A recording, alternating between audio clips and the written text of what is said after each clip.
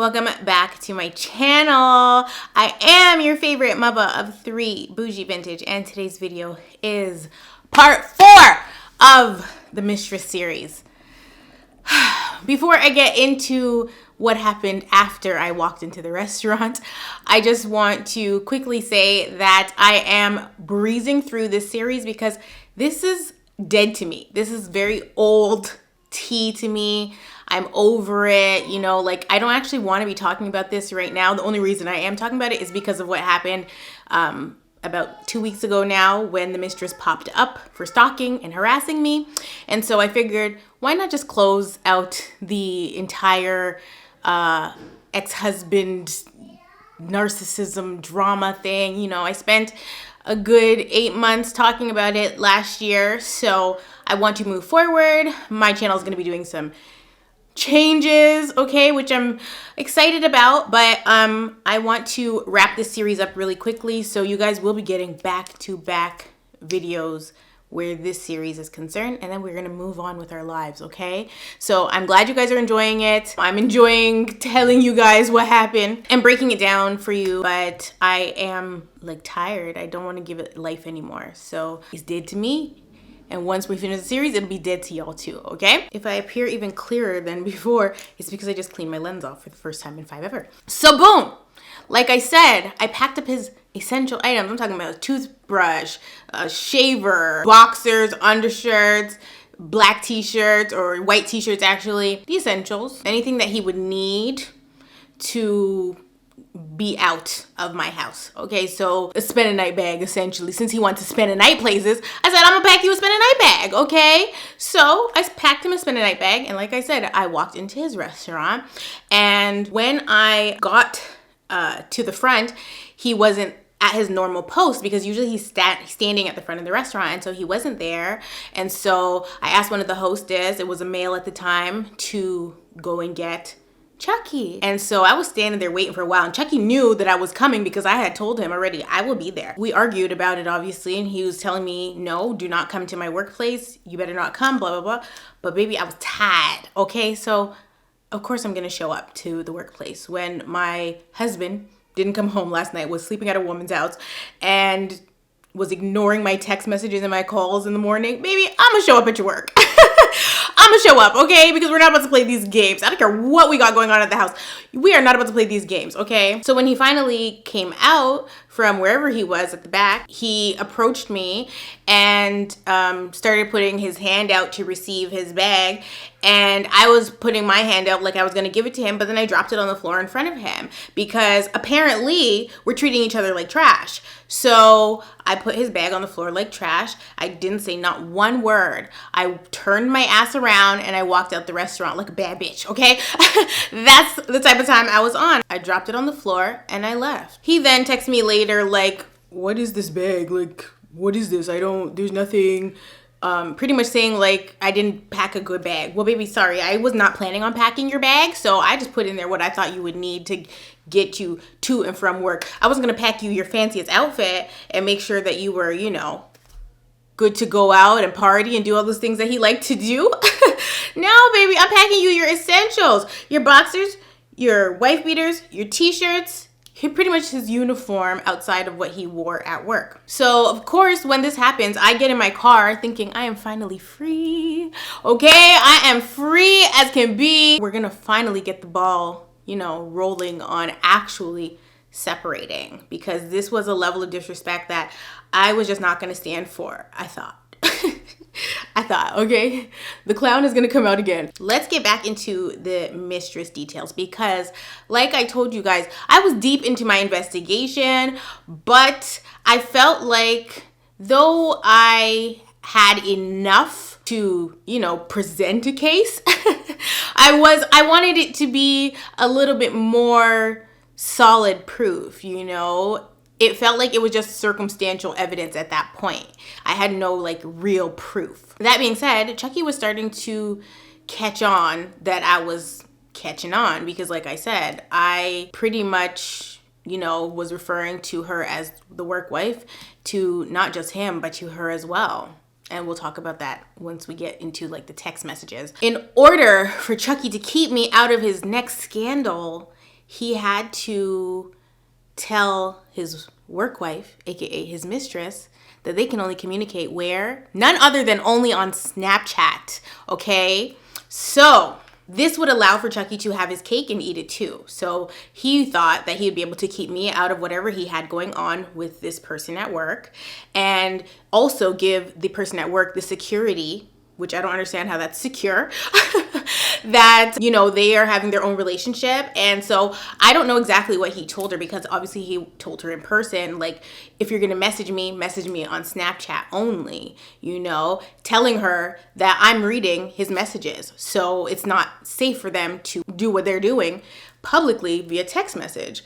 Now, as a woman, as a coworker, why would anybody be able to tell you only message me on Snapchat? How is that not suspicious to you? If I'm talking to a guy at my workplace and the guy says, we could talk, but only message me on Snapchat because, you know, wife and kids at home, you don't find that suspicious? You don't think to yourself, oh, he can't be telling me everything. Like, this man's trying to have his cake and eat it too. Like, that's where my mind would go. Any sensible person's mind would go there, but that's not where the mistress's head went. No. Chucky was feeding her foolishness about me, disrespecting me, downplaying our relationship, claiming that I was just a baby mother. Even though we were married, he has on a wedding band. I don't know if he was taking it off at work, because when the first scandal happened, he definitely was removing that ring. Okay, he was removing the ring and putting it back on before he got home. Even on our the last time we went out together as a family, which was after the separation, me kicking him out, him staying with Rapunzel at that point, he had come over to my house so that we could leave together to go bring our kids somewhere. And when he got to the house, I looked at him and I looked at his hands and he didn't have his ring on. I go upstairs, I come back down, he has his ring on. What?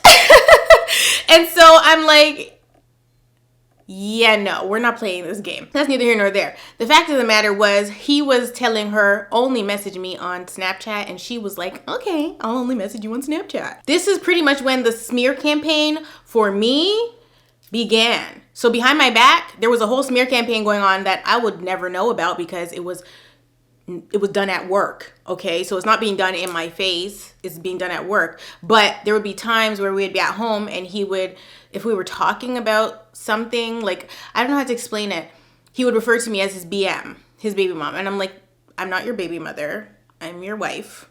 And he would laugh like it's funny. And I'm like, it's not funny. Why are you disrespecting me like that? Like, what? In the future, I didn't know, but I was going to prefer that would have been the case.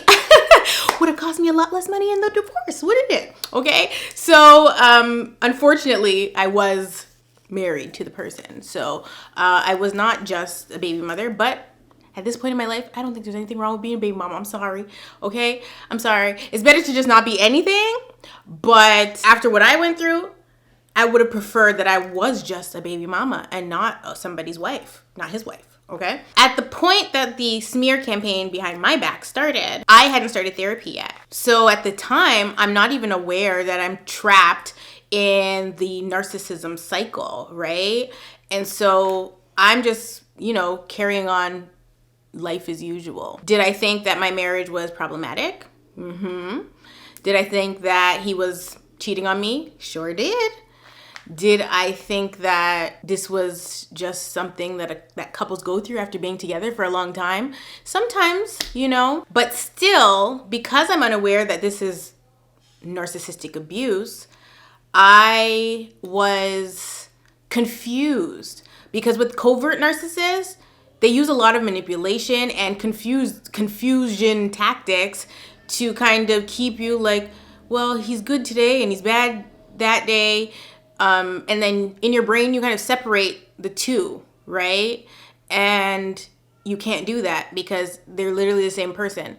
So you just have to take it with what it is. The bad person is who you're dealing with, you know?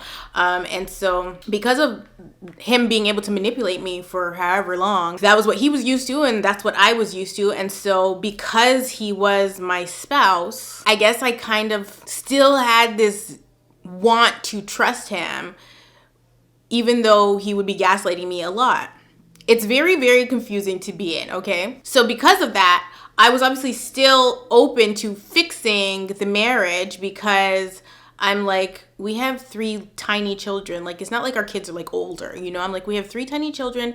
And I was kind of just, I don't understand what is happening, you know, and why it's happening. And I never looked at our relationship and felt like it was something that couldn't be fixed. It would just have to be 2 people willing to fix it. And so the reason that the trust, though it was pretty much very hard to trust anything that he said, because of how he would reassure me in the relationship, even when I'm flying off the handle, which we'll get into in this part, I was open to couples therapy and individual therapy, counseling. I was open to whatever it would take to get us on the same page, because I knew that we had 3 children to raise, and I just couldn't see how co-parenting would work if we were to break up, and I was scared of that. Now, I was then kind of fooled into thinking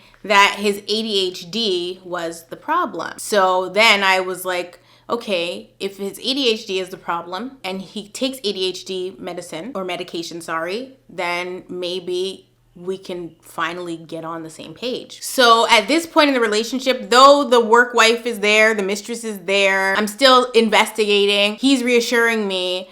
So as confused and frustrated as I was still in a vulnerable place that allowed me to be further manipulated. And so this is when ADHD came up.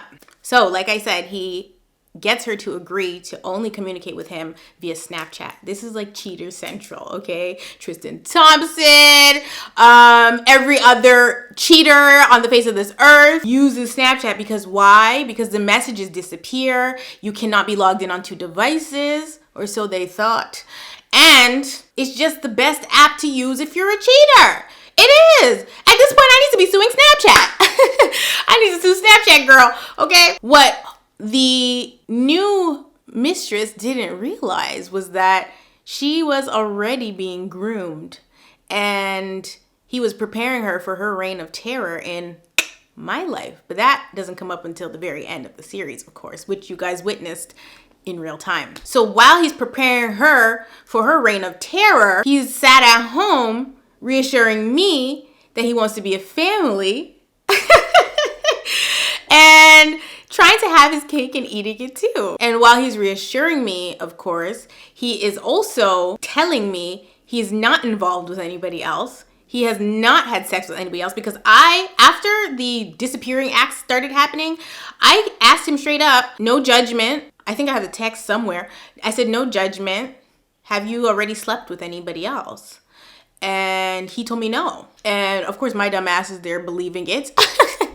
And maybe it's because I just wanted to believe it, even if I thought it wasn't true. But I actually felt like he had morals. Like, if I'm asking him straight up and telling him, you know, no judgment, I don't care if you did, I just don't want to be doing that with you if you are doing it with somebody else. That's it. That's the only reason I'm asking you. I'm not gonna I literally told him straight up, like, it's no judgment.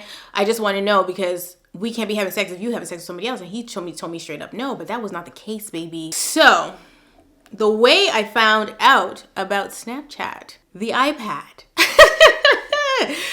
Oh my God. So the first time the Snapchat thing came up, I didn't know what the frig was going on.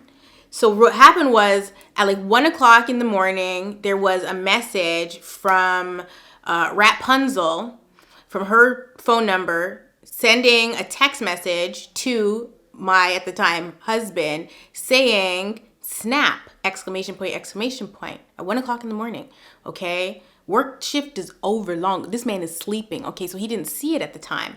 But I had looked on the iPad and I had saw. And so first like 3 times she said it, I didn't register what she's saying. I thought it might have been like a term from work. I didn't know that she was saying Snapchat. So she was texting him to tell him, check your snap. And then one day, he ends up texting her. It was like 6 o'clock in the morning, I think. He texts her snap. And when he texts her that, it dawned on me. Oh my effing goodness. They're talking on Snapchat. girl, they're making my job too hard. I gotta hack. I need to hack this man's Snapchat. But how do I hack it? Because if you log in, he gonna get logged out. So I couldn't do it that way. And so this is where it gets sticky, because parents use spyware apps on their children's devices, and pretty much you can't log in to the device, but you can get a copy of your child's exact screen so that you can see what they're doing. And I'm sure people use this to catch cheaters too.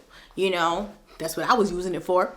So can't remember what the hell the app was called. So don't even ask me all that. You're gonna have to Google it and find out yourself. And I don't even think it's worth it. To me, just trust your gut, because there's no point in like, you know, but I just didn't want to be out here looking crazy. So my whole thing was, I didn't want to be accusing this man of having another affair at work, even though it was very blatantly obvious, because, you know, it was just obvious. But I didn't want to be accusing him and then I'm dead wrong. And like, she's just a work wife and it's really not what I think it is. Like, because at that time I didn't know she was single or not. I didn't know if she had a boyfriend or not, which didn't really matter, because in the past when I had talked to him about like people cheating and him cheating, he tried to tell me like that's the norm at his job. People cheat on their boyfriends and girlfriends all the time. I said, well, I ain't nobody's girlfriend. I'm your whole wife. I don't know why you're telling me about other people anyway.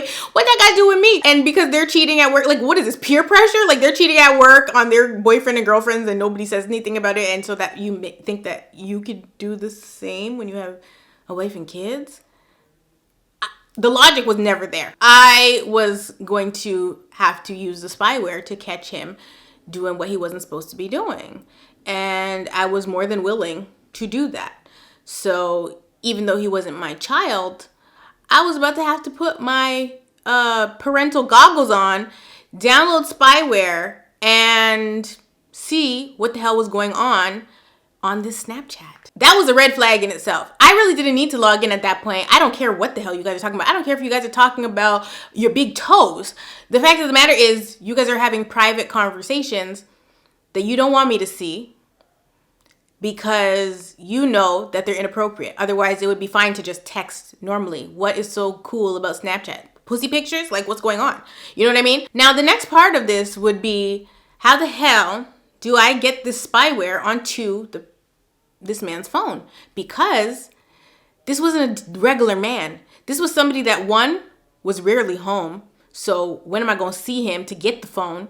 Because the phone sends a message you have to pretty much allow the phone in. So if you're a parent, it doesn't matter, because you would have your child's device, you would download it, your kid never knows. But if you're dealing with a cheater, a spouse, boyfriend, girlfriend, whoever, you need to get their phone and be doing it while they are not aware. And so it was like, how do I get his phone? Because he doesn't really come home at decent times. So by the time he gets home, baby, I'm already out. Okay, I'm already sleeping.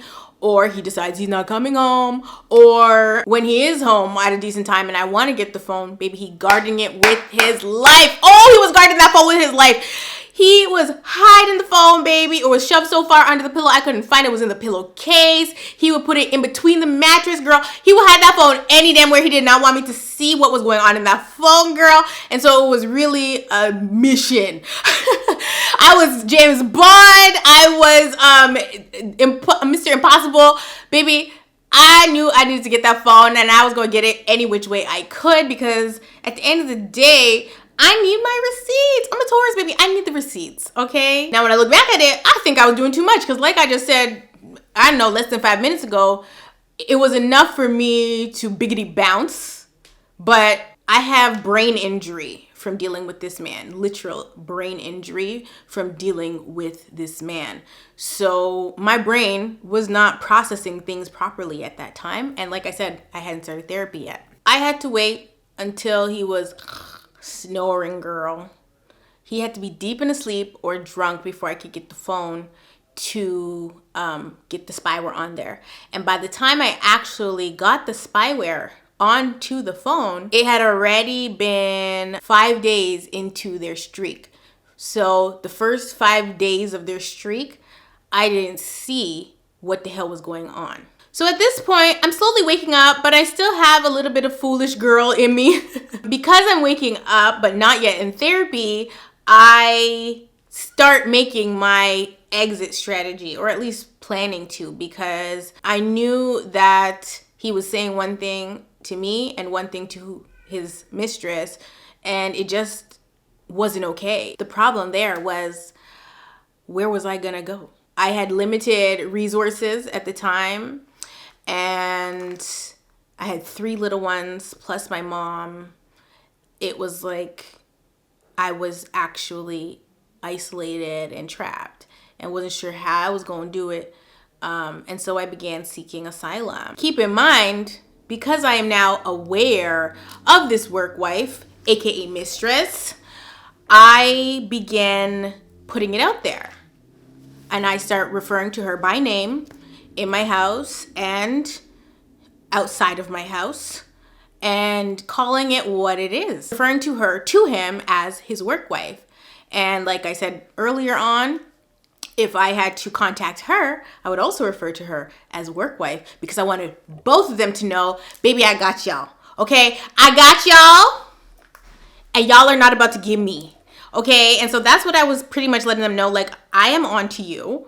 I know what you guys are doing, and I will not rest until justice is brought, okay? Pretty much. When I would be talking to him, I would refer to her as his work wife. He would deny it, or he would brush it off, or he would get angry. And that's how I knew that something was wrong there, because why are you getting angry?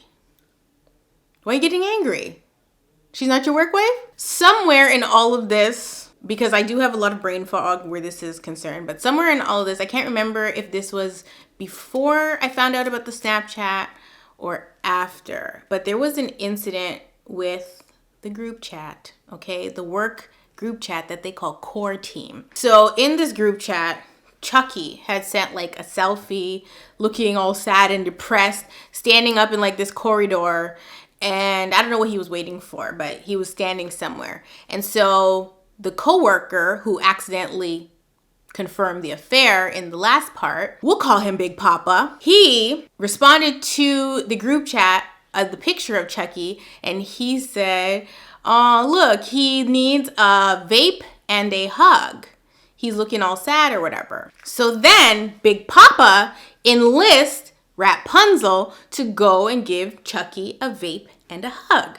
So then Chucky responds in the group chat, and Chucky's like, he doesn't need the vape, just the hug. No, he said just a hug from his best friend, which ironically was me. It was supposed to be me. That's what I was before we like started dating. We were best friends. So now he's referring to this person as his best friend. So I already know, oh baby, he already started the cycle. Rapunzel, playing hard to get, she's like, you must be referring to, we'll call her JV.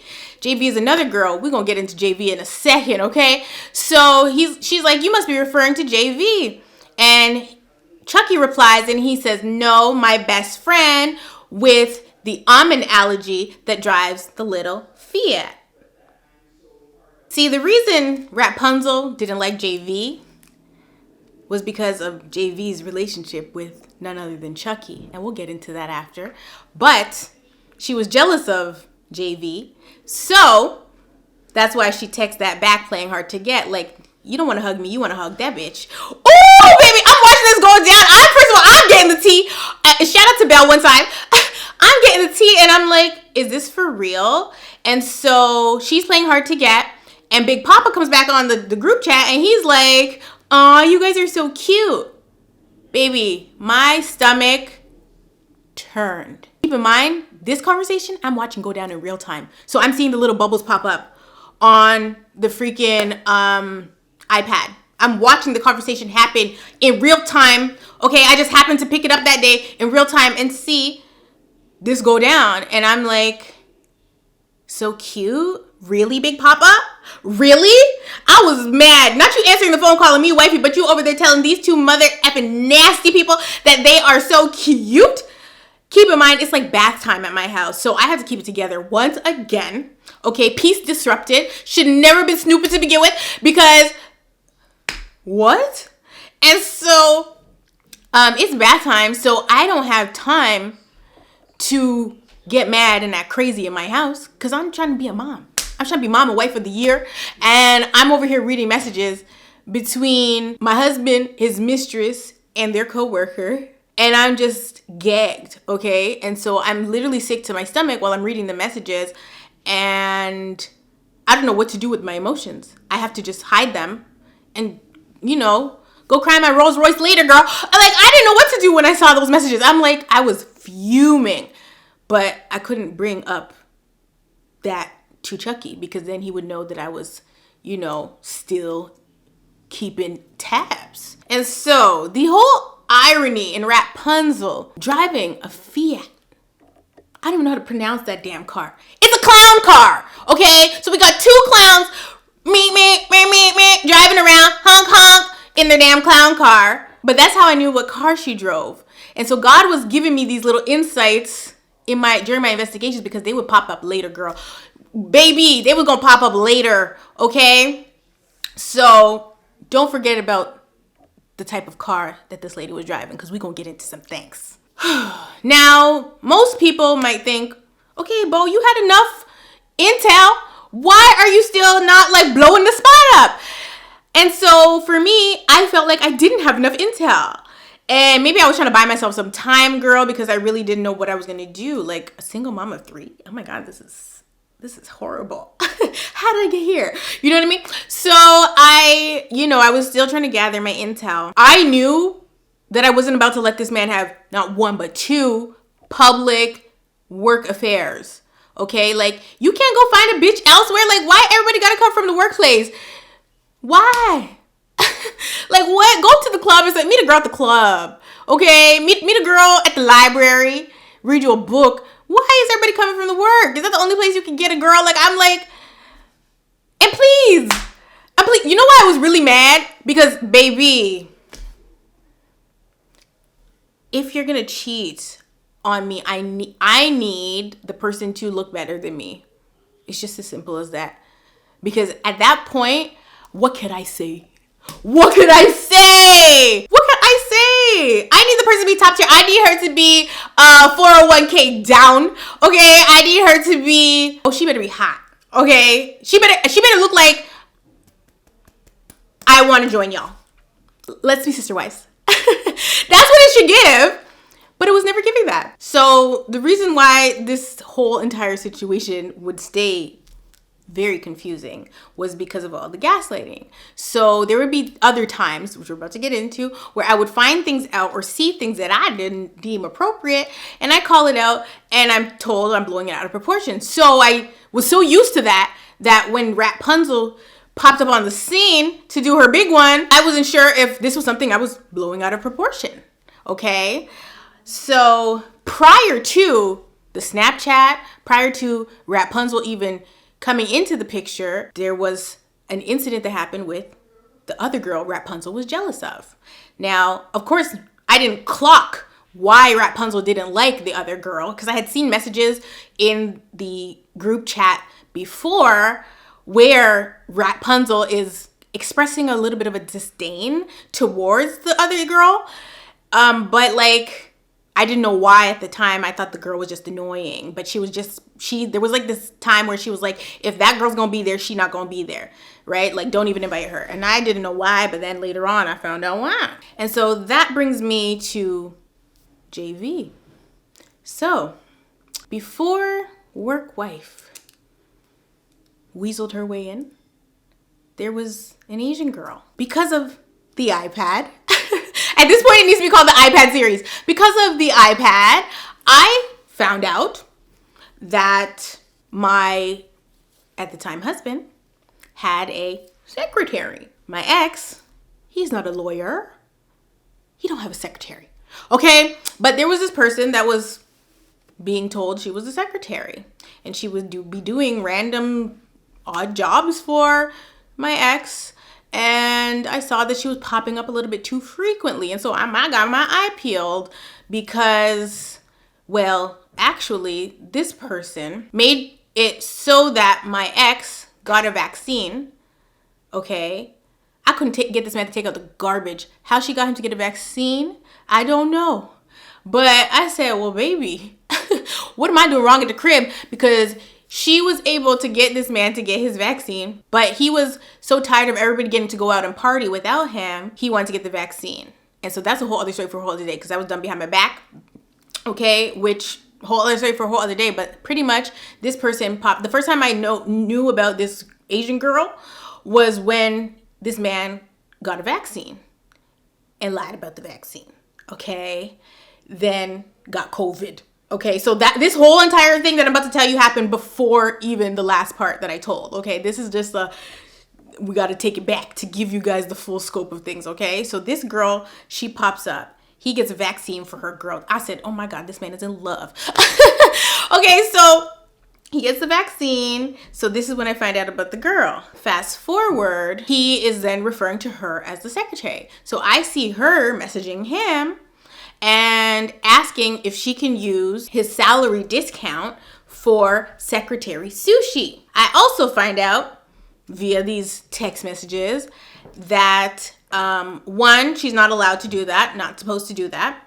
But two, that he's been driving her home on a consistent basis.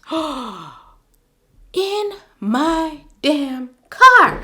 And so this is when the first, do not be driving nobody home in my car. Okay, this is when that first started. But of course, it wasn't respected. I find out that he's been driving this person home regularly, but it don't make no type of sense, because you can't just be driving her home and coming home, because you're not coming home in no regular hours. You going to her house? Of course, I started investigating that situation before I even started investigating Rapunzel, okay? Fast forward, why I really got mad was because one day, she randomly sent him a selfie. And I wasn't sure why she sent this selfie, but I also realized that his health card is at her house. What? This man comes up with an elaborate story about how she's the one that booked his vaccine appointment, because this is after I find out that he got a vaccine. She booked his vaccine appointment and didn't give him the health card back, and that's why it's at her house, and blah, blah, blah, blah. This elaborate story gaslights me, tells me that I'm tripping over a B a next man is effing, and tells me which man is effing the girl at the restaurant. I said, y'all is nasty. Yo, you guys are at this restaurant about to get some diseases, because what is going on? And so that was his way to reassure me, I'm not doing anything with this person. I literally just drive her home, blah, blah, blah, blah. Boo-boo damn fool is apparently what was written across my forehead. She wasn't allowed to tell anybody that she was using the discount or that he was driving her home, because he's a higher up and she was I don't know, waitress, it's just not allowed, right? And so the reason that he is allowed to date his mistress is because the mistress is also in a manager position.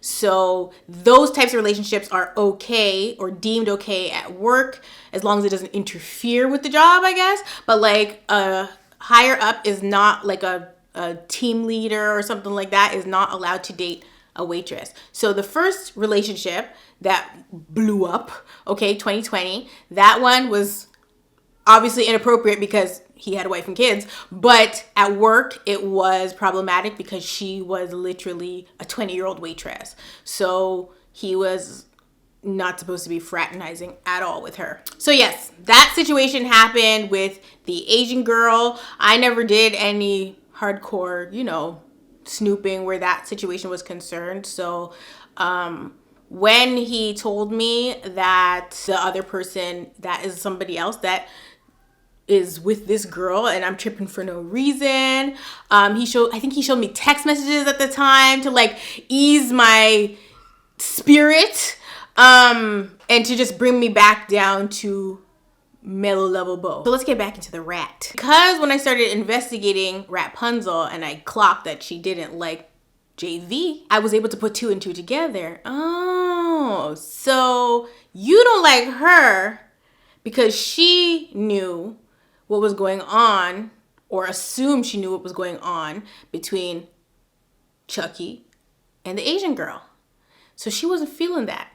She was like, that's my man.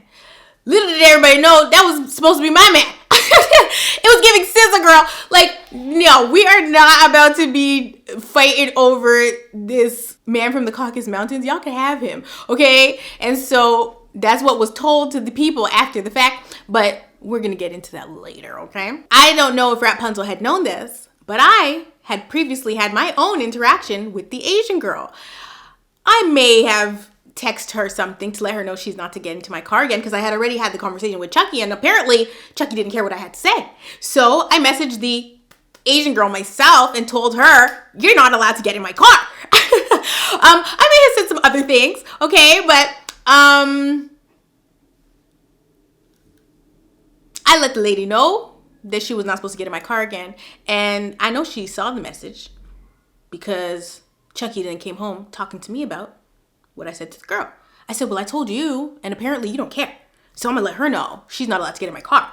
Okay? Now everybody's embarrassed. And so this situation happened, me messaging the Asian girl, this all happened prior to Rapunzel and YSL Gate, okay? That all happened prior to that. And a lot of you guys were confused or not like hearing. Her purse was never in the car. She didn't leave her YSL clutch in my car. She texted and asked him if he saw it or if she left it in there. And he said, no, he hasn't seen it.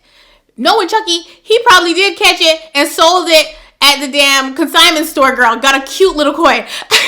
I don't know, but it wasn't in there. Anyway, I don't really want to drag the story out because, baby, we will be sitting here forever. And like I said in the beginning, I am tired. So let's get into the nitty gritty. Chucky is a master manipulator and, you know, really good at that.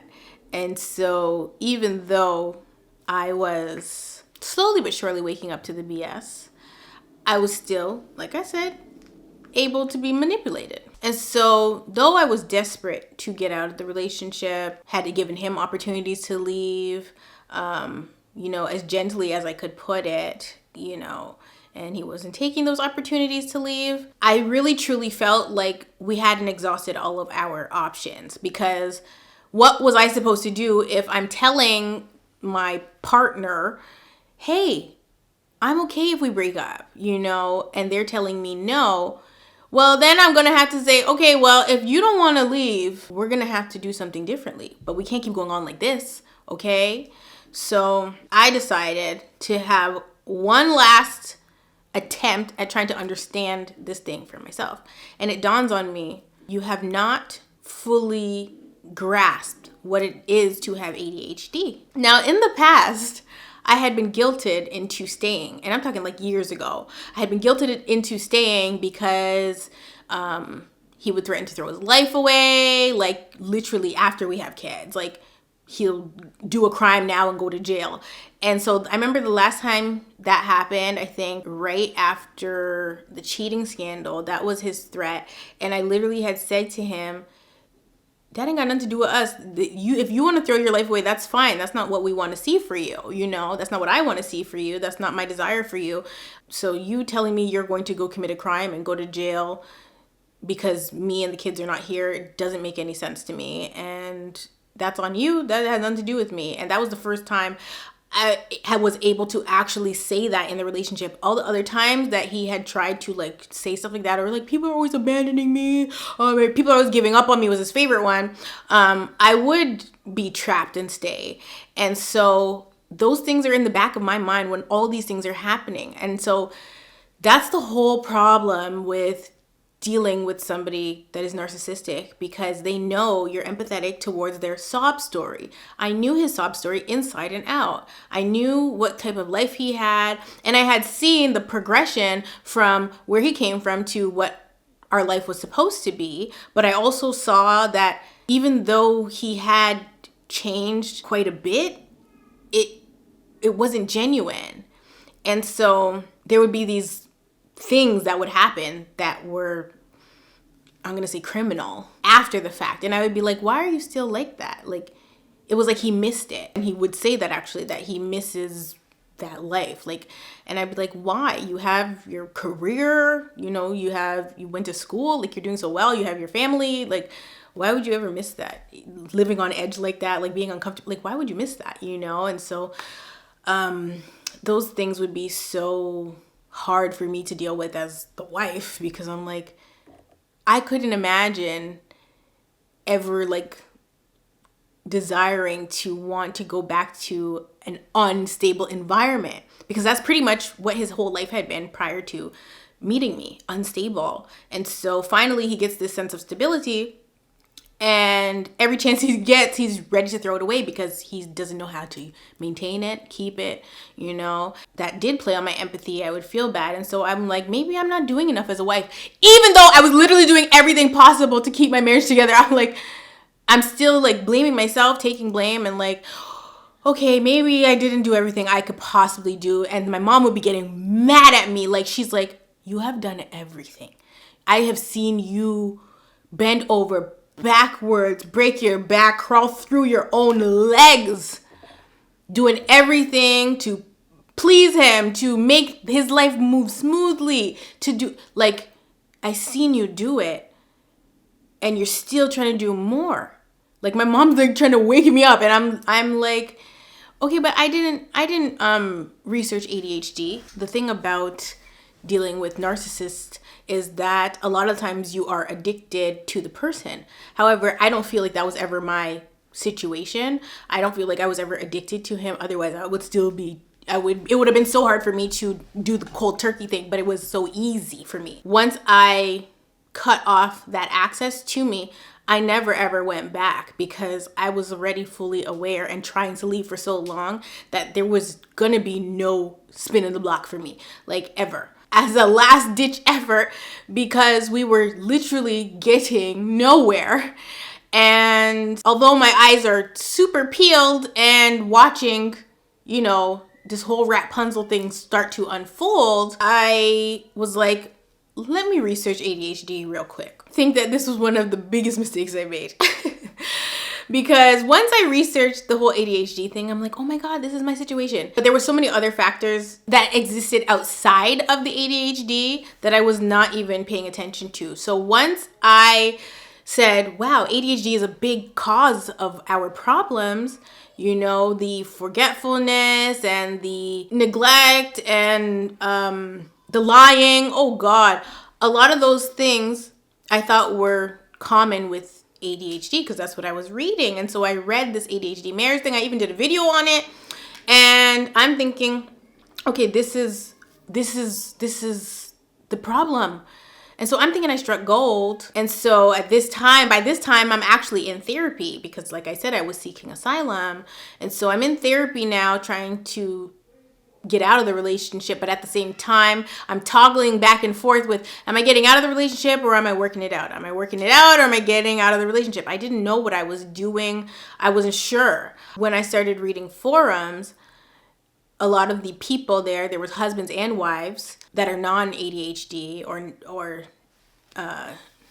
neurotypical. They were pretty much saying how the medication changed their whole entire life, because the divorce rate is much higher for ADHD couples. I am seeing all this research now, and I'm like, oh my God, this is it. And so I'm like researching ADHD now, because I'm like, oh wow, I didn't know he was going through all these things. And so now I'm feeling super sorry, because I felt like a big, like, we've been fighting so much, and like, oh my God, like I just felt so bad.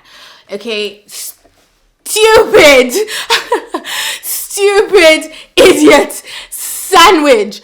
Okay, so I immediately am apologetic, which was actually a common theme. Like, no matter, like, if we argued and stuff, I would always apologize after, because that's just what I felt convicted to do, right? And so even if I wasn't in the wrong, I just didn't like that energy between us, but I would apologize and he wouldn't. And I was never really expecting an apology back, but I needed to apologize for my own peace, right? And so I would apologize to him if we ever argued, and I would just get punished for it later down the line. Apologizing was stupid, but once I saw the ADHD thing, I'm like, oh my God, this is gonna solve all of our problems. He just has to get on medication, agree to couples counseling, and I don't have to kick him out. Ooh-wee! I don't have to kick him out, baby.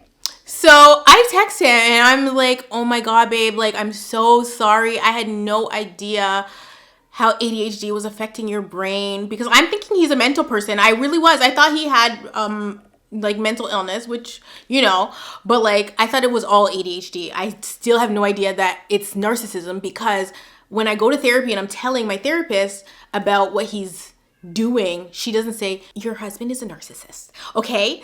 And this is what is typical in narcissistic abuse relationships. Like, that's not what my therapist was saying. She pretty much let me figure it out myself. Okay, so I'm sat there blinking with my bang gang thinking it's ADHD. And so I apologize to him and tell him, like, oh my God, like, if I knew this, like, you know, I wouldn't have been so hard on you about all these things, blah, blah, blah, blah. Even though I am aware that Rapunzel is in the picture, part of me was like closed because of that situation. But the other part was like, okay, that home environment is extremely toxic. I knew that he was going over there because he felt like I was going to kick him out. And I was already kicking him out. And I brought his bag to work. So like, I already knew that though that part of the relationship was problematic, if it's a case of he just needs ADHD medication, well, I don't have to kick him out. We can forget about Rapunzel. I know you guys looking at me like, Bo, are you insane? Yes, I was not all there. I literally have a brain injury from this whole entire situation. He agrees for the couples counseling, which was the first time. Like, he never agreed before then, but what was he gonna do? Because I had already pretty much gave him a boot, but I was so understanding that I felt like, oh, and also because he had told me like he hadn't had sex with anybody, you know, I was like, you know, I was still open to fixing the marriage, because in my heart, that's really just what I wanted. I just wanted us to grow old together and raise our kids. And like, if it was fixable, then it's fixable. If it wasn't, then it wasn't. And so when I'm thinking it's just ADHD, I'm like, okay, we can fix this. Stupid, but learn from me, accepts my apology, and we start talking about the future. He said he first said he doesn't want to take the medication. He said he's going to email his therapist, because she had already told him, which he had told me, that any medication that, you know, he wants to try, like, she can write him prescriptions for it and blah, blah, blah, blah, blah. And so he had already told me that from before, but he was refusing to take it. So when I tell him, like, I'm okay to move forward in the relationship if you're willing to try couples therapy plus medication, and if that gets us nowhere, then boom, divorce. Okay, I was trying to save my coin, girl. I showed you guys how much it cost me. It's cheaper to keep them. Okay, so like, don't judge me. Don't come over here judging me like, ma'am, you were gonna stay after a second cheating scandal. Sure was. So give me 1 second. I'll be right back. But yeah, he didn't want to take the medication at first, and I said, the offer's only on the table if you're willing to take the medication. Baby, even though he had Rapunzel, he was never trying to leave home. So he said to me he is willing to do that. What would you do if your son was at home crying all alone on the bedroom floor because he's hungry, and the only way to feed him is to say what a man wants, a little bit of money and his daddy's gone. So I'm leaving out so much of the story because I really just want to breeze through it. I mean, you guys get the freaking point. Yeah, he agrees that he's going to take medication, and we're going to go to couples therapy, and we're going to try our hardest to give our kids the best two-parent household ever.com. We're actually going to work on our marriage while we're working on our individual selves, because at this point, I'm in therapy and he's in therapy, okay? However, when people like this go to therapy, it's not to heal. It's to get smarter, okay? It's to get smarter and more conniving, more problematic. These types of people in therapy is scary. So, boom, he agrees. And I'm like, so happy. Like, oh my God, I can't even explain to you guys. Because like I said, I thought I hit the jackpot. But that wasn't gonna last long, girl, because he agrees, he screenshots and sends me that he emailed his therapist about the medication, and like they're gonna talk about it at his next meeting or whatever. Two things happened this night in particular that was gonna make this not even matter. I was supposed to pick him up from work that day, and so a lot of times I kind of be sat there in limbo, like, do you need me to come or not, you know? And so he told me that he's gonna get a ride. That day he had finished at like 7 o'clock. He tells me he's gonna get a ride, but he has to wait until 12 to get the ride because the person's finished their shift at 12. Who was he waiting on? Oh, Rapunzel. Now, he tells me he's going to get a ride. I say, okay, cool. See you later. You know, he comes home and I go see him and I give him like the biggest hug ever. And I thank him because he's finally open to taking the medication and, you know, working on what we need to work on to create a stable, safe, happy environment for our kids. You know, too, also when we got married, like, or even before we got married, we always kind of had this thing where we were like one and done, you know, like I'm not getting married again, so we're gonna make this work. Very much Will and Jada, but like not bad marriage for life. Like I'm not doing that. That's crazy. Okay, we're not about to have some. No, not an open marriage. No, I'm not staying in a bad marriage. Not doing that. An abusive marriage. No. But I think because we had those conversations, he felt like no matter what, I wouldn't leave. And like I said, there is a serious trauma bond there that I haven't openly talked about on my channel just yet. So that's another story for another day. But he knew that I was pretty much trapped or felt trapped with him. So he was going to do whatever he wanted to do. He comes home that night. I give him the biggest hug and I thank him about the medication or whatever. So this night was the first night that I realized that all the other times he'd been saying he's getting a ride, he wasn't getting a ride. He was actually driving a car home and not parking it in front of the house. But it's like, why wouldn't you park it in front of the house? We have 4-car driveway, 4-car total, including the garage space, right? And so there's no need for him to be hiding the fact that he drove somebody else's car home, unless, of course, it's a little Fiat, a little clown car. Right? So this night in particular, drove that car home, but he didn't park in front of the house. And when I saw him coming home, I happened to look at my front window and I saw that he was walking from around the corner. Ain't no Uber dropping you off around the corner, and ain't nobody giving you a ride to around the corner. That's not where we live, okay? So at that point, I knew that he did not get a ride like he had stated he was getting a ride. He drove somebody's car home, which is obviously problematic for more than, like, I don't have to spell it out. So I clock and I'm like, whose car did you drive? And then tells me she let him take it because by the time she finished her shift, she was drunk and couldn't drive him. Really? So she just let him take the car instead. 1 + 1 is not equaling 2. And so this pretty much was like reversing him saying he's going to take medication, all these things, because he still sat there telling me lies, okay?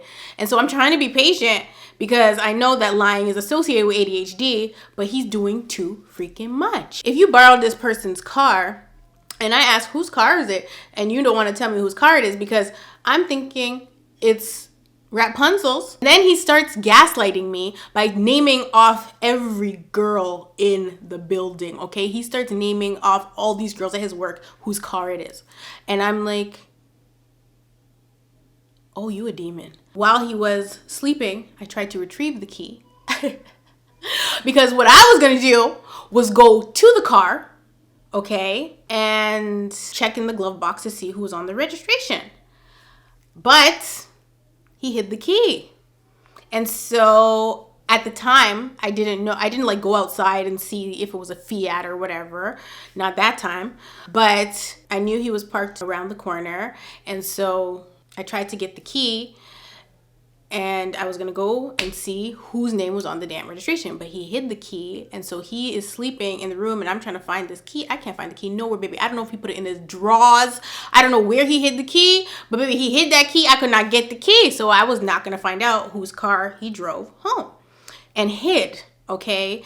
And I realized that he been driving this car home. It ain't gonna be a whole bunch of people just at this establishment. One, knowing your business, it's embarrassing. You're kicked out of your house, and then you're going to your house, but you're kicked out of your house. It was confusing for everybody, even me, girl. It was confusing for me, him. Like, we didn't know what the hell we was doing. But at this point, we obviously, like I said, we're agreeing to work on whatever we need to work on. I see that he's still up to no damn good, and I'm like, okay.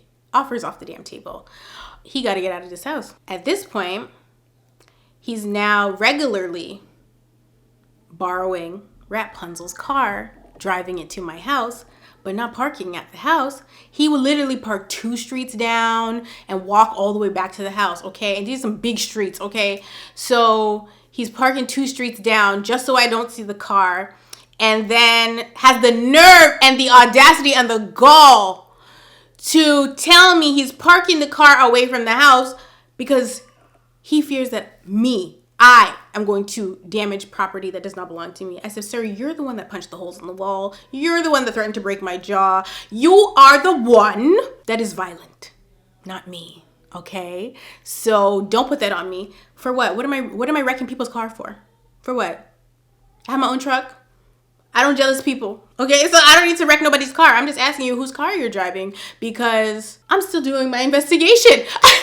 He been parking the car down the street, walking back to the house. And so one morning, I think this is actually the morning that I clocked, was he was leaving for work, and me and the kids were downstairs saying bye, and he said that his Uber was almost here, but wasn't no Uber. So me and the kids are watching him, and he don't want us to watch him. And so he goes and he stands on the driveway for a bit, and ain't no Uber pulling up. And he realizes we're still watching him, but he gonna be late for work if he doesn't leave. So we're watching, waving, ain't no Uber pull up.